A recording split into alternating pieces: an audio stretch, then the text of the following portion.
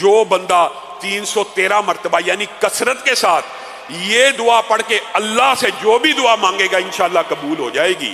بسم اللہ الرحمن الرحیم، الف لام میم، اللہ لا الہ الا هو الحی القیوم، یا واحد یا ذی الجلال والاکرام۔ میں نے مشاہدے اور تجربے کے طور پہ اپنے بہت سے نمازیوں کو اور ساتھیوں کو بتایا، ابھی تک مجھے ہمیشہ یہی کال آتی ہے، علامہ صاحب ہم نے 313 مرتبہ پڑھا تھا، اللہ سے دعا کی تھی، اللہ تعالیٰ نے کام کروا دیا۔ کام اللہ نے کروانا ہے، ہر کام اللہ ہی نے کرنا ہے، لیکن اللہ کے اسم کا واسطہ، اللہ کے اسماء کا واسطہ، اللہ کے خوبصورت نام ہے، ان کے ذریعے اللہ کو پکارا جائے، اللہ تعالیٰ دعا سنتا ہے۔ یہ بھی دعا کے آداب میں شامل ہے۔ حضرت عمر نے کہا یہ بھی تقدیر میں لکھا ہے کہ جو بندہ ہاتھ اٹھائے گا اللہ تعالیٰ اس کی دعا کو ضرور سن لے گا، یہ تقدیر میں لکھا ہے۔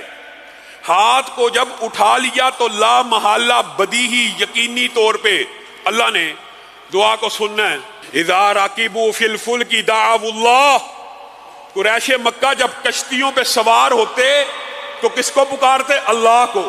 اکرمہ بن ابی